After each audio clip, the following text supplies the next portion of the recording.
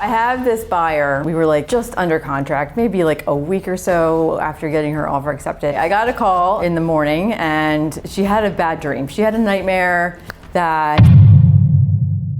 Welcome to the Fitze Is Right, where I tell you real stories about real estate deals and all the things buyers, sellers, and even agents should know about before it's too late.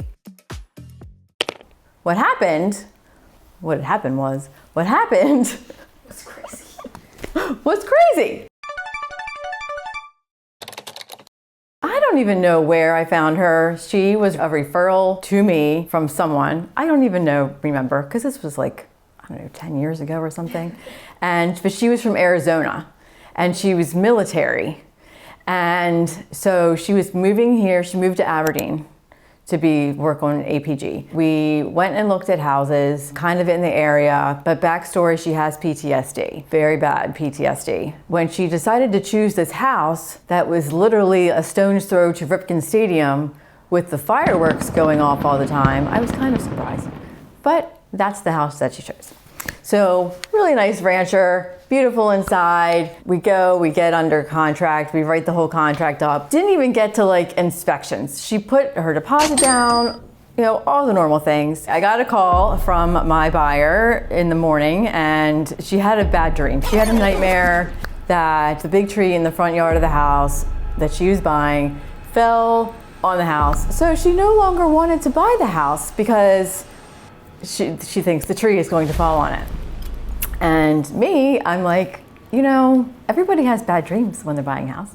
Everyone is stressed to the max when they're buying a house. And you can't just get out of a contract because you have a bad dream. Otherwise, nobody would buy a house, right? Like everything would just fall apart. Was she psychic?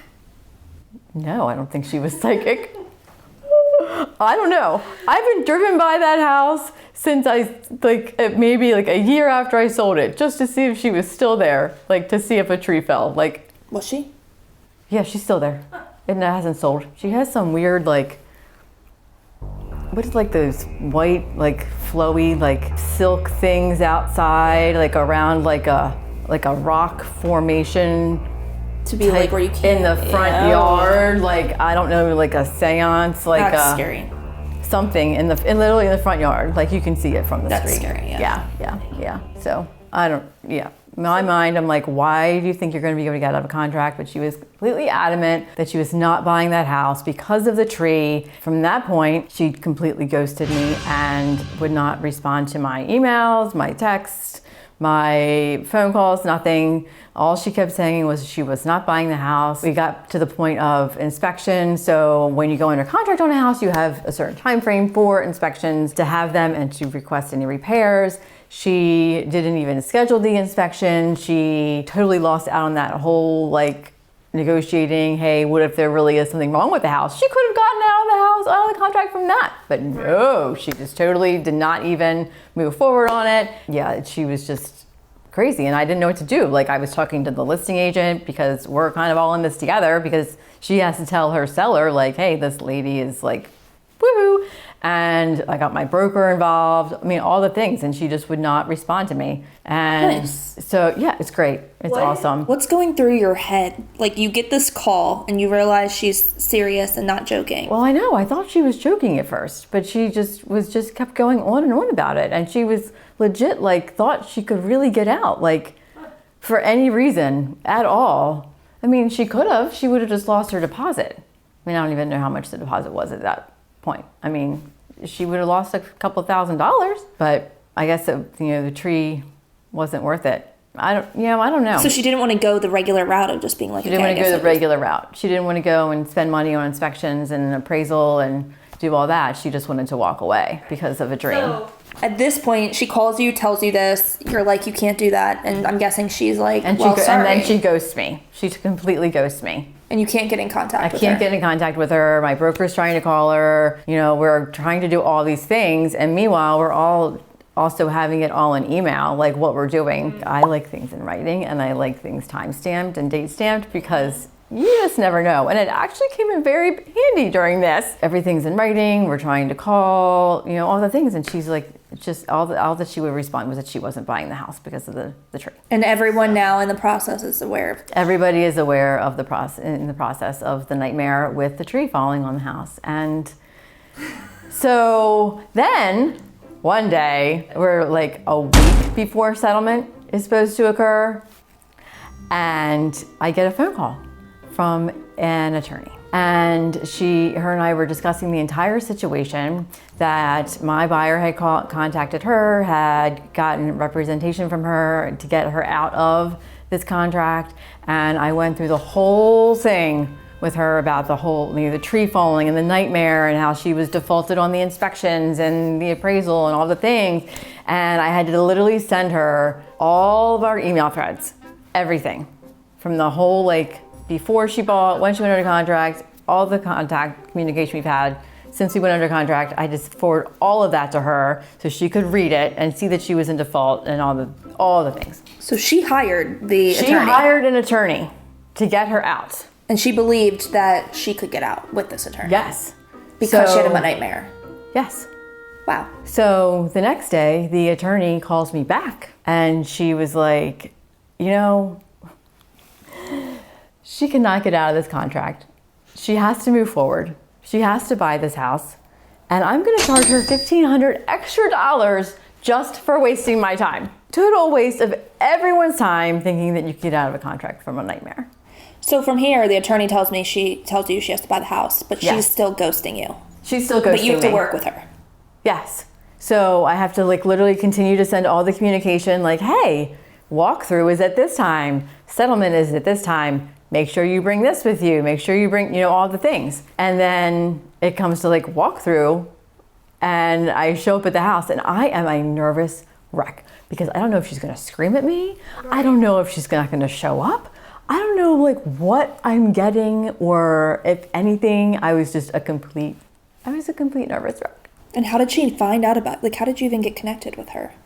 I don't remember how she was referred to me because she came from Arizona. Yeah. So I don't. You guys liked each other up until that point. Yeah, we got along fine. Stress does weird things to people when they're buying and selling, and I was a psych major in college, so it really comes in handy a lot because I deal with a lot of different personalities. So I got to the walkthrough and I'm waiting for her and she shows up. Weirdest thing, she walks and she's like, oh, I just love this house. I just love it. And she's walking all through and I'm standing in the kitchen oh, okay. And she's like, oh, I'm gonna put this here and I'm gonna put that there and I just love this house and I'm so excited to buy this house. What? And did she address you at all? No, she didn't even, she barely spoke to me. Barely spoke to me. I did nothing wrong. You were the wackadoodle who got the attorney and had the bad dream, and I'm just doing everything I can to hold this together. And yeah. So she settled. And the listing agent and I sat in the family room after settlement and stared at each other, because we could not believe what we had just gone through. And she had been an agent longer than I had, and we were both just what happened here? Yeah, and now everything's normal. Yeah. Well, the agent and I are really good friends now because we really bonded over that. But yeah, she was one of the ones that, I probably have maybe 5 people that I did not ever follow up with again. I removed from my CRM. Never again. Don't call me. I feel that can get really stressful when you have an attorney reaching out to you. You're, It is stressful. Whatever. What do you think you did differently throughout the whole process that kind of covered your end and you'd recommend someone else to do as a realtor? I am very big on having everything in writing. Some agents like to talk on the phone and negotiate on the phone and do everything. And I'm no, text it to me. Email it to me, or if you're gonna talk on the phone, put it in follow up in writing, hey, we just had this conversation, I'm just gonna follow up with this, because words get misconstrued, things, oh, you said this, you said that. No, I want it all in writing so everybody can see and everybody's on the same page. I rarely answer my phone, just text me or email me. I know. But that helped you when the attorney. I know, and now I'm even more anal after that, because it's just, you have to cover yourself. I don't want to get sued. I'm not going to court. What did you change after that experience moving forward? I think I was just more aware of my communication and time frames and crazy people. Like, I don't know. I mean, everybody has their different personalities, but maybe I should have helped her with work out the nightmare situation first. Like, but what are you supposed to say? I know, I'm not a dream analyzer. Analyzer. Yeah. And for realtors, maybe they're new to being a realtor and they're like, this sounds like something I hope I'm never in. What do you recommend they do to navigate something? Always talk to your broker or your manager. Make sure that you are doing everything the correct way, the process, and because things get, all those contracts, it's all lawyer talk. So make sure that you're understanding it the correct way, speak to your broker or manager, and then obviously have everything in writing. Like, that is like the most important part. And everything in the writing the way that you want it to say, like what you actually intend. So for a home buyer, what would you say they should take from this when they're trying to buy a home? For a home buyer, understand that you are going to be stressed and you are going to have all these people in your face and in your ear telling you to do this, that, and the other. And it can be incredibly overwhelming, and you will probably have nightmares, and you will probably break down in tears several times, and you may scream or throw things or whatever, and that's all normal. It's all perfectly fine, but you can't get out of the contract because of that. You can't walk away because of emotions that you're having. You can only walk away based on issues with the actual house. Like, the tree never fell. To this day. Like, if there was a storm and you were under contract with it and there was a storm and the tree fell on the house, which I've had, then you can get out of it because the tree fell. Like, predicted it, yeah. But not because you predicted it. Yeah. So if you're a home buyer and you feel like, you obviously got qualified, you're making the purchase, but you're having a lot of stress. I feel like all this came from maybe some stress or some, like, what's the word when people get nervous and want to back out? Shaky boots? No. What do you recommend they do when it comes to buying a house, like financially, to make them feel more confident in their purchase? And I feel like I'd rather have somebody talk to me, like if they're having concerns and they're just really nervous and have shaky boots. I'd rather them communicate with me than ghost me. Yeah. And then we can figure it out together, because a lot of times they're nervous about, they just don't know what's next. And so they're nervous about the whole process. But if they know step by step what's happening, it calms them down a little bit better. Yeah. So communication is like the number one thing. Do you ever have a nightmare about a house you're buying? No, just no. regular I've always stuff. been really excited. Yeah. About buying my houses. That's normal. I know. Yeah. It's like, it should be fun. We didn't talk a lot about the seller in this situation, but I'm sure it could have been stressful for them too. I mean, they think their house is getting sold and now someone's telling them they're not buying it. What should sellers do during a situation like this, or what should they take away to cover their boots? As far as seller, I always recommend not even starting to really do your hardcore packing and moving until after the inspections and the appraisal are done, just because you never know what's going to happen. The whole thing could fall apart and you've moved your entire house out and your moving truck is sitting at your new house and you can't buy that new house. Which I've had happen as well. To yourself? To clients. Yeah. Nice. Mm-hmm. What's the typical process? So someone finds a house that they like and they're like, okay, let's write an offer. So what's the typical process once they sign that paper and the offer's in?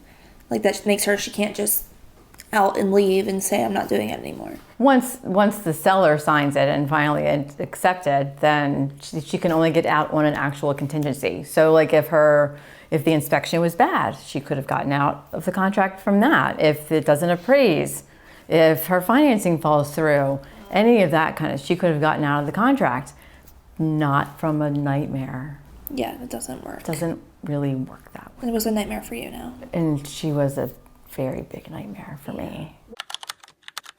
So make sure you tune in next time. I'm going to talk about when you go to sell your house and non-disclosure of defects, i.e. water pouring through your house, and what happens when you don't disclose that information when you go to sell. And you don't want to miss this.